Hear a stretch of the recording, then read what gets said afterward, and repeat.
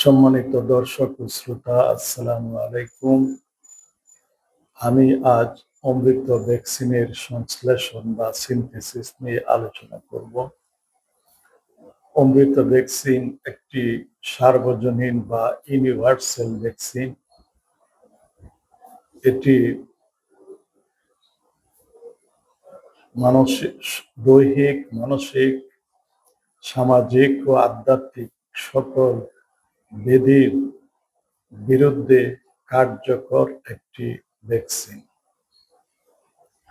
বিশ্ব স্বাস্থ্য সংস্থা বা WHO স্বাস্থ্যের যে সংজ্ঞা প্রদান করেছে, এতে বলা হয়েছে যে শুধু রোগের উপস্থিতি বা অনুপস্থিতি দ্বারাই কোনো মানুষের স্বাস্থ্যকে পরিমাপ করা যায় না, বরং ফিজিক্যাল, মেন্টাল এবং সোশ্যাল এবং স্পিরিচুয়াল ফিটনেস যদি না থাকে, তাহলে সেই মানুষকে অসুস্থ ও রুগ্ন বলেই গণ্য করা হয়। কাজেই বিশ্ব স্বাস্থ্য সংস্থার সংজ্ঞা অনুযায়ী আমরা এমন একটি মহৌষধের ইঙ্গিত পাই, যেটি সকল প্রকার ভেদি, সেটা দৈহিক হোক, মানসিক, সামাজিক বা আধ্যাত্মিক, সমস্ত রোগের বিরুদ্ধে একসঙ্গে কাজ করতে পারে।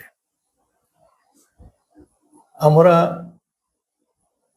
এই ভ্যাকসিনটির উপর কাজ করতে গিয়ে নতুন একটি ভাইরাসের সন্ধান পেয়েছি। সেটি হলো সুপার ন্যাচারাল ভাইরাস।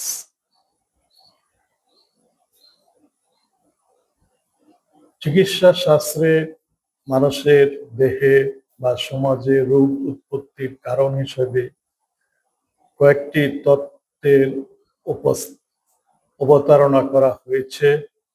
একটি হলো super natural theory of disease, আরেকটি জার্ম থিওরি অফ ডিজিজ, আরেকটি হলো মাল্টিফ্যাক্টোরিয়াল থিওরি অফ ডিজিজ।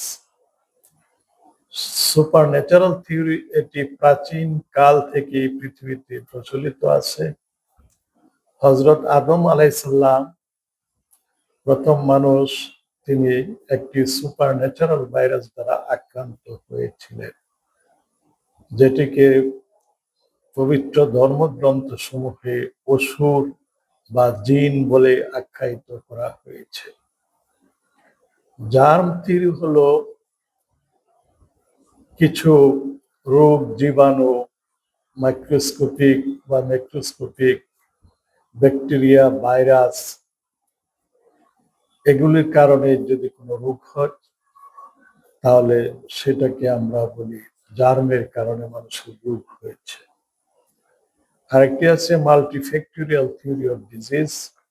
বিভিন্ন ফ্যাক্টর, শুধু রোগ জীবাণু নয়, আরো বিভিন্ন ফ্যাক্টর, যেমন পরিবেশগত ফ্যাক্টর, পুষ্টিগত ফ্যাক্টর, সামাজিক, রাজনৈতিক, অর্থনৈতিক ইত্যাদি বিভিন্ন ফ্যাক্টরের প্রভাবে মানুষের দেহে বা সমাজে রোগ হয়, রোগের বিস্তার ঘটে।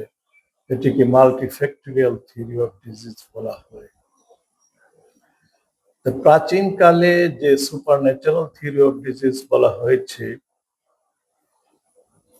সেই থিওরি থেকে আমরা একটি ভাইরাসের সংবাদ পাই,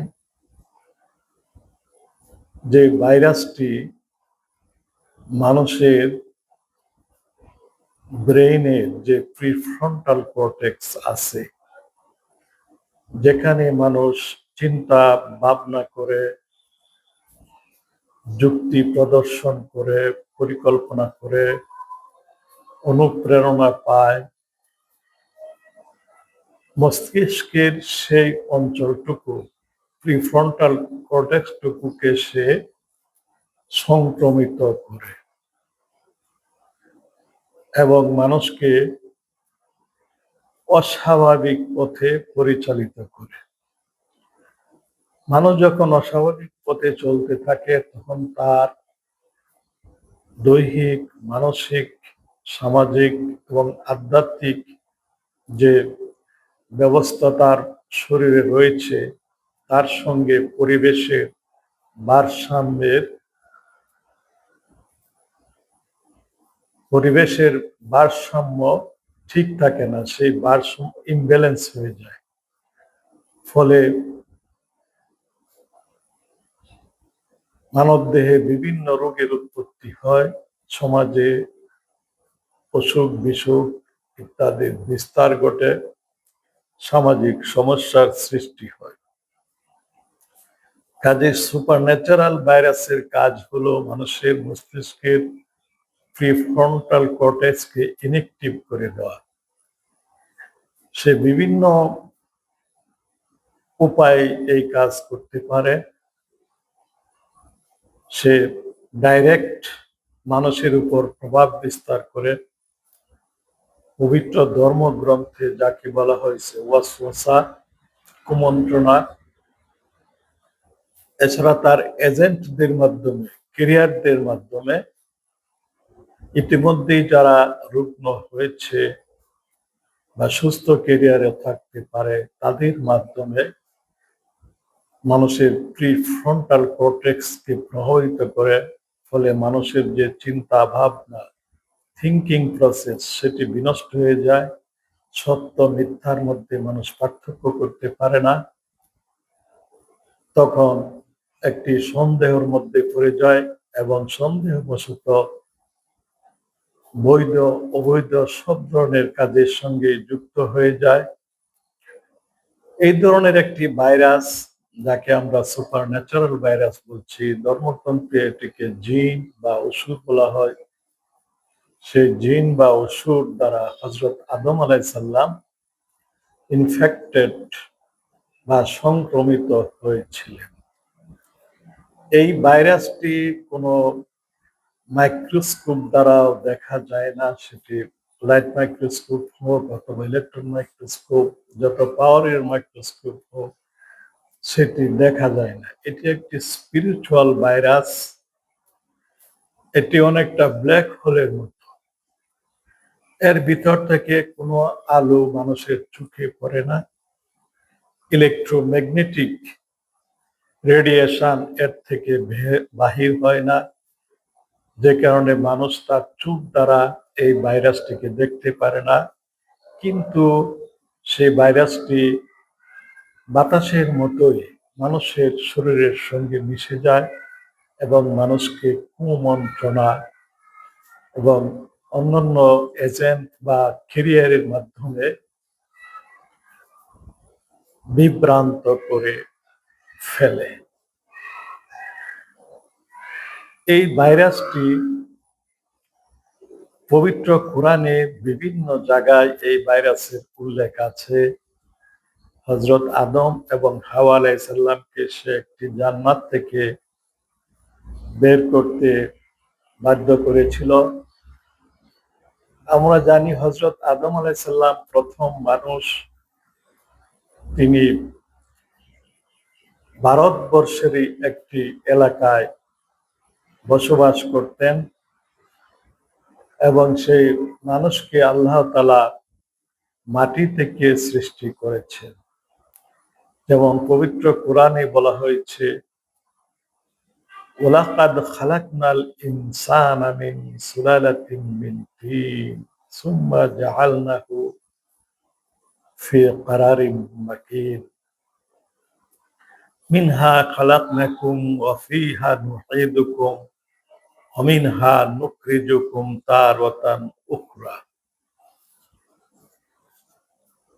এই সকল আয়াত থেকে বোঝা যাচ্ছে যে হযরত আদম আলাইহিস সালামকে মাটির নির্যাস থেকে সৃষ্টি করা হয়েছে। তিনি আকাশের কোনো স্বর্গ বা গ্রহ থেকে পৃথিবীতে আসেন নাই, বরং পৃথিবীরই যে উপাদান মাটি, তার নির্যাস, যেমন মাটির যে গাঠনিক উপাদান carbon, nitrogen, hydrogen, oxygen, magnesium, এই সকল উপাদান মিলে কতগুলি যৌগিক পদার্থ সৃষ্টি করে তারপর অ্যামাইনো অ্যাসিড সৃষ্টি হয়। সেই অ্যামাইনো অ্যাসিড থেকে প্রোটিন সৃষ্টি হয়, প্রোটিন থেকে ডিঅক্সিরাইবোনিউক্লিক অ্যাসিড সৃষ্টি হয় এবং একটি জীবকোষের উৎপত্তি ঘটে।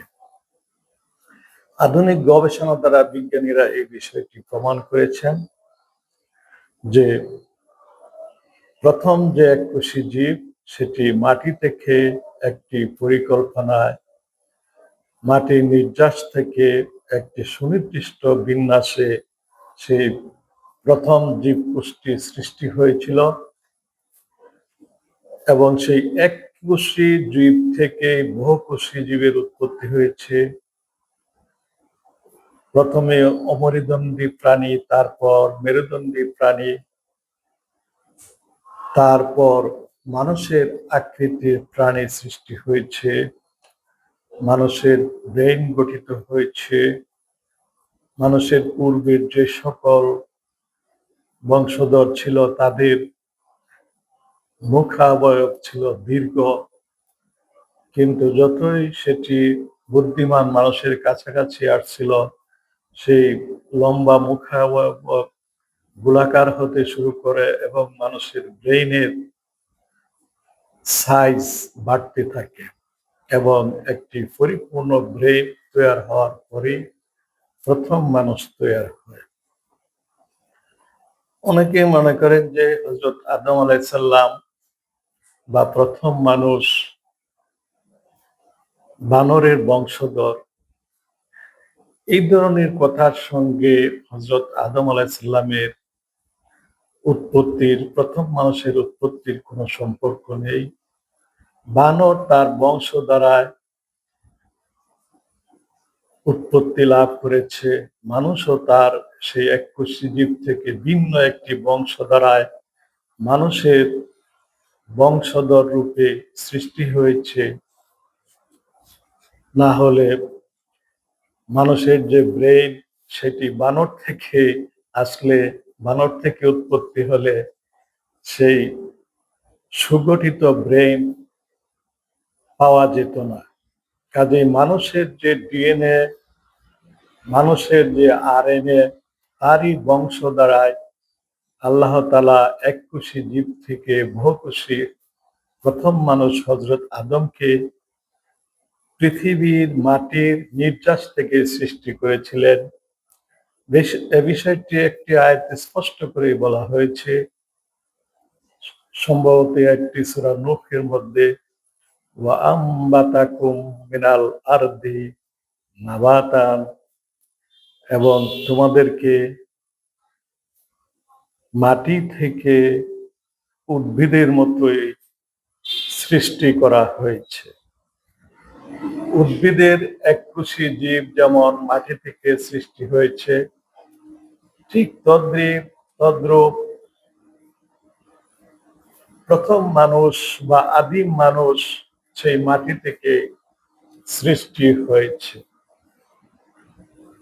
হযরত আদম আলাইহিস সালাম ভারতবর্ষের একটি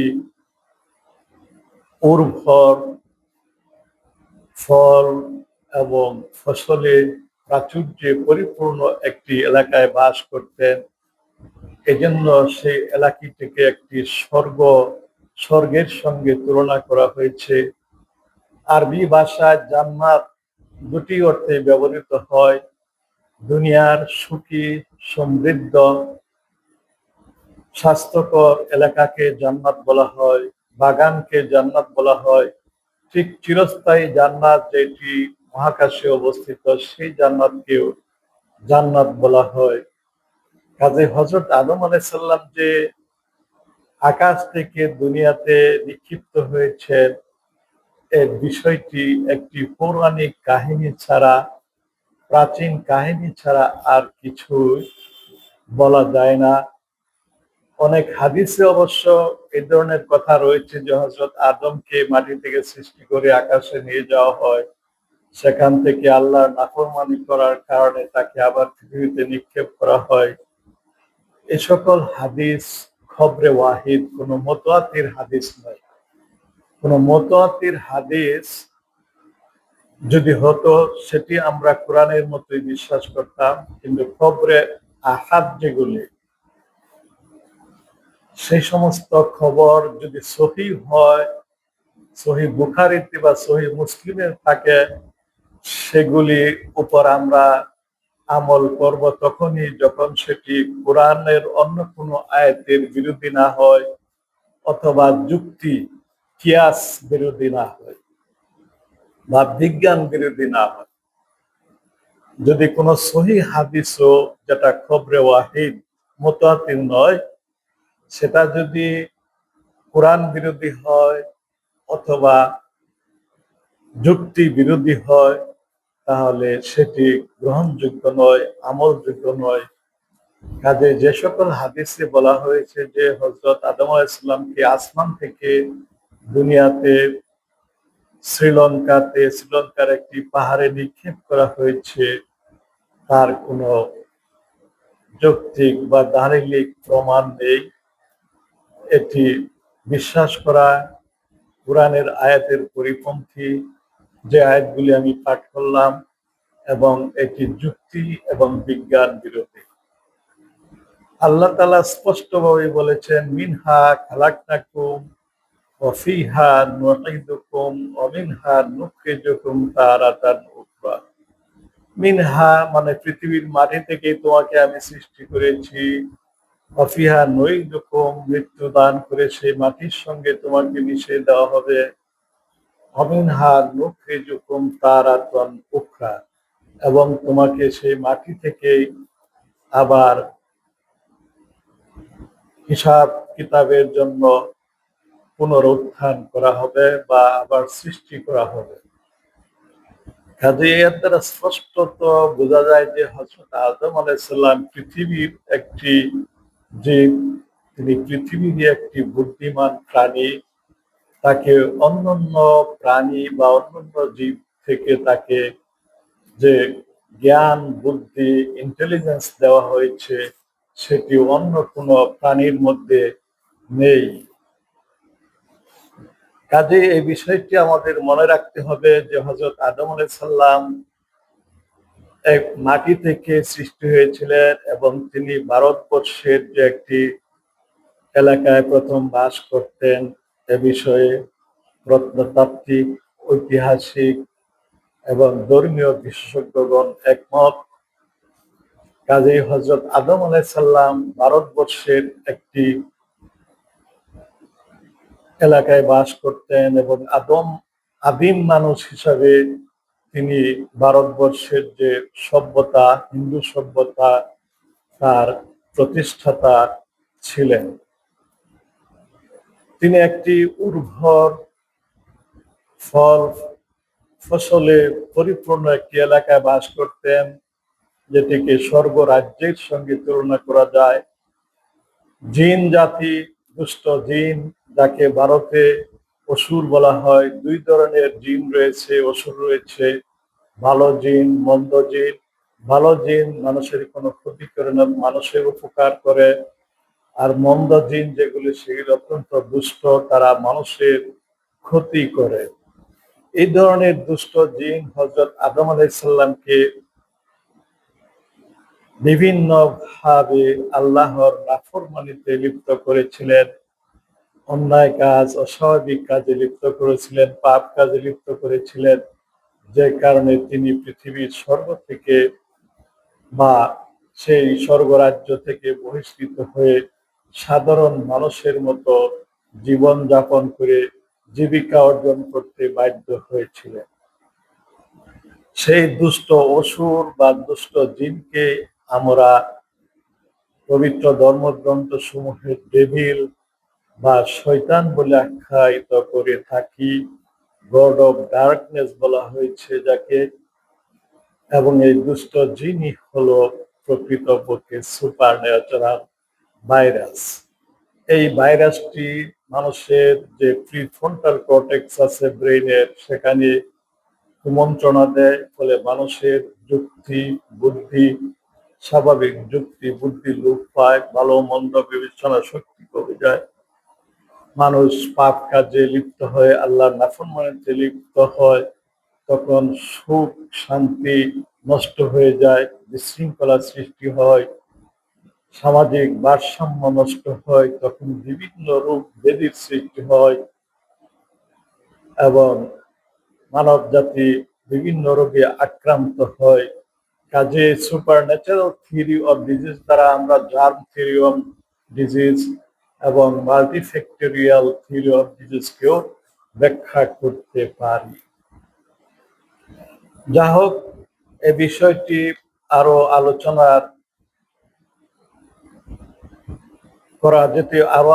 করা যেতে পারে। এখন আমরা যে বিষয়টি নিয়ে আলোচনা করতে চাই সেটি হলো অমৃত ভ্যাকসিন।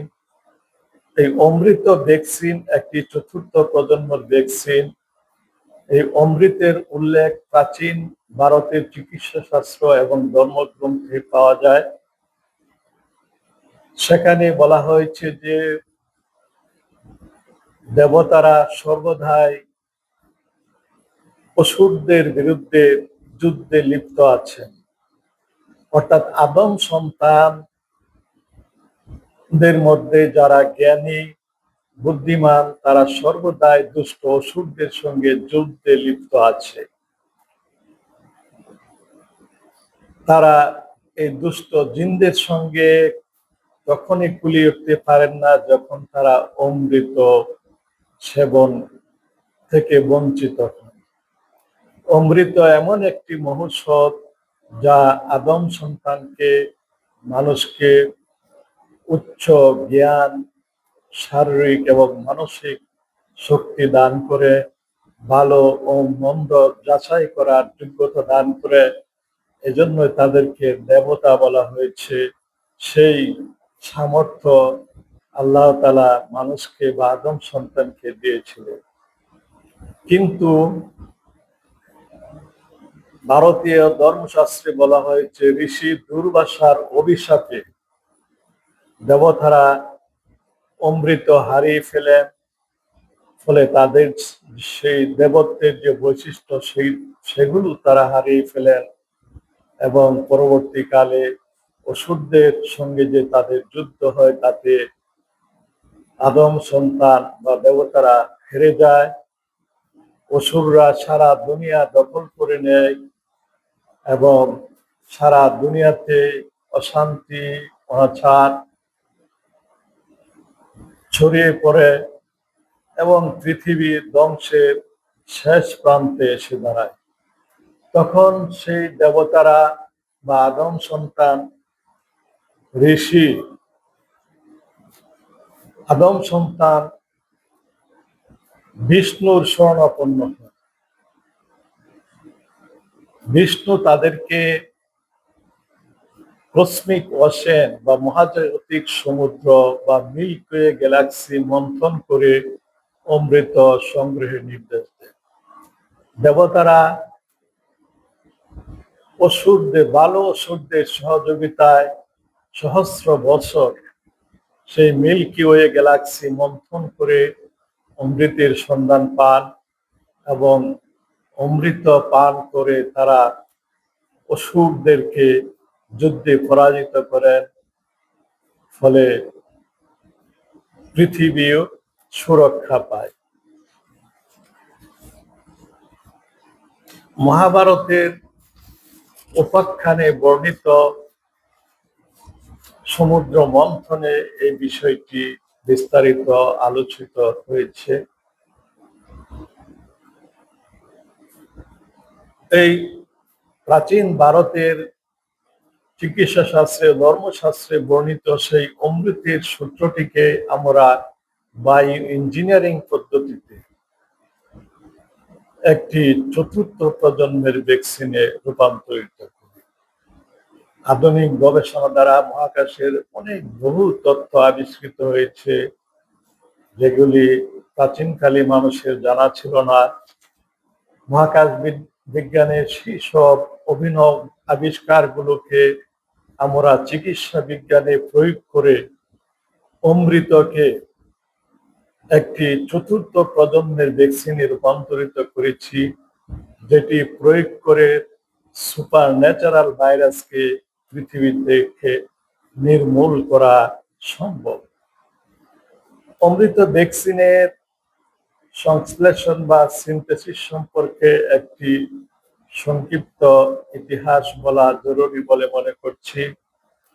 1971 সালে বাংলাদেশ স্বাধীন হওয়ার পর বঙ্গবন্ধু শেখ মুজিবুর রহমান এই দেশকে ইউরোপের সুইজারল্যান্ডের মতো একটি উন্নত রাষ্ট্র বা স্বর্গরাজ্যে পরিণত করার ঘোষণা দেন। 1988 সালে একদল গবেষক, ধর্মীয় চিন্তাবিদ এবং বিজ্ঞানী বঙ্গবন্ধুর এই ঘোষণা ও স্বপ্নকে বাস্তবায়ন করার জন্য বাংলাদেশকে একটি উন্নত রাষ্ট্র ও স্বর্গরাজ্যে পরিণত করার লক্ষ্যে একটি গবেষণা ফোরাম গঠন করেন। তাদের নেতৃত্বে ছিলেন তৎকালীন বাংলাদেশ কৃষি বিশ্ববিদ্যালয়ের ভাইস চ্যান্সেলর অধ্যাপক আবুল কালাম মোহাম্মদ আমিনুল হক এবং এই গবেষণা ফোরামের পৃষ্ঠপোষকতা করতেন ঢাকা মেডিকেল কলেজের অধ্যক্ষ ডাক্তার মোহাম্মদ অলিউল্লাহ, ডাক্তার কবির উদ্দিন আহমেদ, ডাক্তার আফতাব উদ্দিন আহমেদ এবং আরো অনেকেই। এই গবেষণা ফোরাম 15 বছর গবেষণার পর ভারতের যে চিকিৎসা শাস্ত্র এবং ধর্মশাস্ত্রে বর্ণিত যে অমৃত তার সূত্রটি উদ্ঘাটন করেন। তাদের গবেষণার এই ফলাফল বাংলাদেশের জাতীয় পত্র পত্রিকায় প্রকাশিত হয়েছে। বর্তমানে অমৃতের এই সূত্রটিকে আমরা বায়ো ইঞ্জিনিয়ারিং পদ্ধতিতে একটি চতুর্থ প্রজন্মের ভ্যাকসিনে রূপান্তরিত করেছি। বায়ো ইঞ্জিনিয়ারিং হলো প্রাকৃতিক বিজ্ঞান ও প্রকৌশল শাস্ত্রের নীতিমালাকে জীববিজ্ঞান, চিকিৎসা বিজ্ঞান অথবা স্বাস্থ্য বিজ্ঞানে প্রয়োগ করে এমন কোনো জ্ঞান, তত্ত্ব বা কোনো পদ্ধতি আবিষ্কার করা যেটি মানুষের স্বাস্থ্য ব্যবস্থার উন্নয়ন সাধন করতে পারে। কাজেই চতুর্থ প্রজন্মের ভ্যাকসিনটি আমরা বায়ো ইঞ্জিনিয়ারিং করে অমৃতের সূত্র থেকেই উদ্ভাবন করতে সক্ষম হয়েছি। 4 ধরনের ভ্যাকসিন রয়েছে। প্রথম প্রজন্মের first generation, second generation, third generation ও ফোর্থ জেনারেশন। থার্ড জেনারেশন যে ভ্যাকসিন সেটি ডিএনএ এবং আরএনএ ভ্যাকসিন। ডিএনএ এবং আরএনএ মানুষের শরীরে একটি মেসেজ বা ইনস্ট্রাকশন প্রেরণ করে যাতে শরীরের রক্তের মধ্যে যে অ্যামাইনো অ্যাসিড আছে সেগুলো বিন্যস্ত হয়ে একটি নতুন প্রোটিন তৈরি করে। এই প্রোটিনটি মানব দেহে একটি অ্যান্টিবডি সৃষ্টি করে যেটি নির্দিষ্ট ভাইরাসের বিরুদ্ধে কাজ করে। চতুর্থ প্রজন্মের ভ্যাকসিনও একটি মেসেজ ব্যবহার করা হয়েছে, একটি ইনস্ট্রাকশন বা সিগন্যাল, সেটিকে বলা হয় কসমিক সিগন্যাল, কসমিক ইনস্ট্রাকশন। সেটি মানুষের ব্রেনের যে প্রিফ্রন্টাল কর্টেক্স আছে সেখানে কাজ করে সুপার ন্যাচারাল ভাইরাসকে ব্লক করে দেয়। সুপার ন্যাচারাল ভাইরাস মানুষের চিন্তা শক্তি, যুক্তিবাদিতা, সত্য মিথ্যা যাচাই করার যে ক্ষমতা সেটি তখন আর নষ্ট করতে পারে না।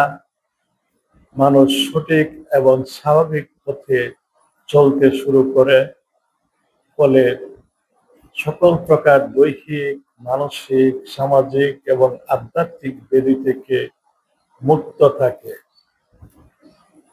প্রথম, দ্বিতীয় বা তৃতীয় প্রজন্মের ভ্যাকসিন শুধুমাত্র একজন মানুষের উপরে প্রয়োগ করা যায়, কিন্তু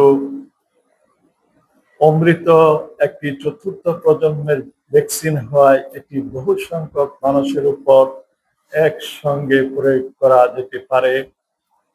একটি শহর, একটি অঞ্চল বা একটি দেশ বা সমগ্র পৃথিবীর মানুষের উপর একসঙ্গেই এই ভ্যাকসিনটি প্রয়োগ করা সম্ভব।